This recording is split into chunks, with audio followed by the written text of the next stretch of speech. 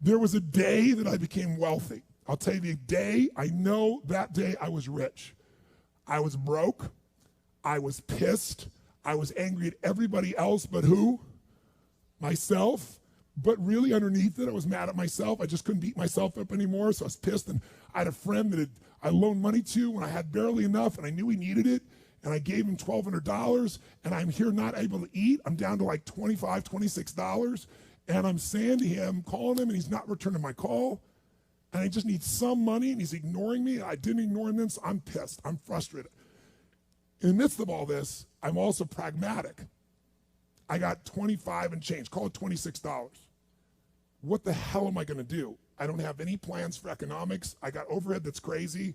I'm living in this little tiny apartment, 400 square feet in Venice, California. So I thought, okay, when I was totally broke early on, when I was 17, I used to save my money up and go to the smorgasbord and load up for Christmas, load up for the week.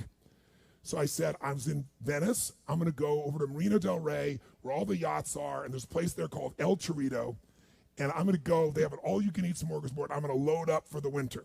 I'm gonna get there. So I didn't drive there because I wasn't gonna spend the gas to get there, plus I needed to walk, so I walked there. And I go in, I'm not dressed really great, but it's Marina del Rey, it's okay, and I got a place right by the window, and I can see these yachts going by, and I'm dreaming of what life could be like, and I'm starting to let go of my anger, and I'm starting to focus on what I want instead of what I don't want. How many followers say I? And that shifted me just a bit. And now I'm eating, which shifted me a lot. And I got this giant plate stacked up. And I don't know what the amount was. It was like, whatever it was, $6.95, $7.95, right? So I'm gonna do this. I could probably do this 3 or 4 times, right? Somewhere in that range. As I'm finishing my meal, this little boy comes in, dressed in a little suit. And I honestly don't know how old he'd be, probably in the 3rd grade, so maybe 8 years old, 9 years old, something like that. And he was so adorable. And he opened the door for his mother. And his mother was an attractive lady. And he came over and he pulled out the seat for her, and she sat down. And she was a pretty lady, but as pretty as she was, I was totally obsessed by this boy. He had presence at 7 or 8 years old. And it moved me. I don't know why, it moved me. And I thought, this kid is like pure. I want him to always be this way. He's such a good kid, he's a giver. So I got up and I paid for the meal, and whatever it was, $6, $7. So now I've got whatever left, $17, $18, $19. And I walk up to this little boy, and I said, excuse me.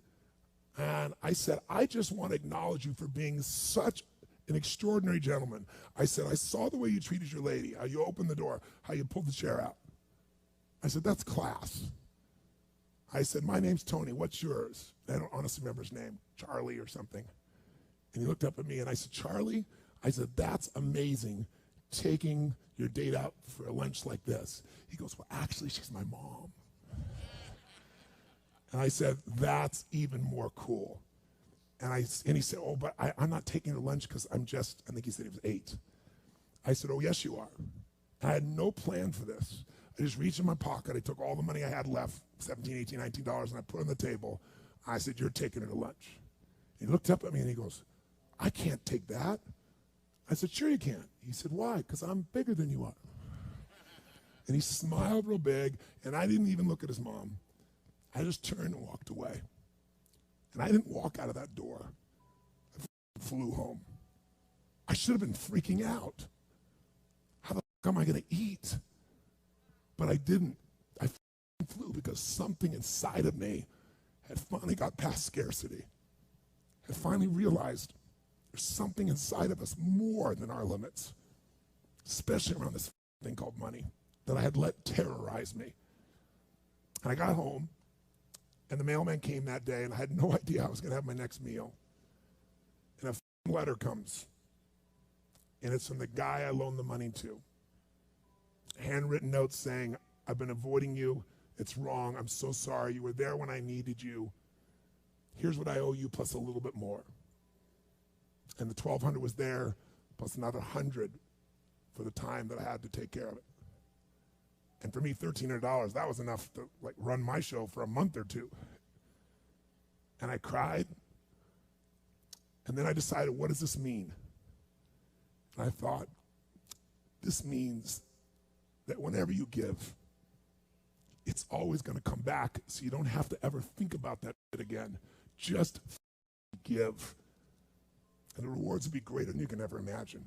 I don't know if that's coincidence, but I decided to believe that day was a blessing when I became rich. And I can tell you honestly, I've had tough days in my life, economically, emotionally, like all of us. But I've never gone back to that scarcity. I never will. The secret to living is giving. Do it when you don't have it, and I promise you, scarcity will leave your life.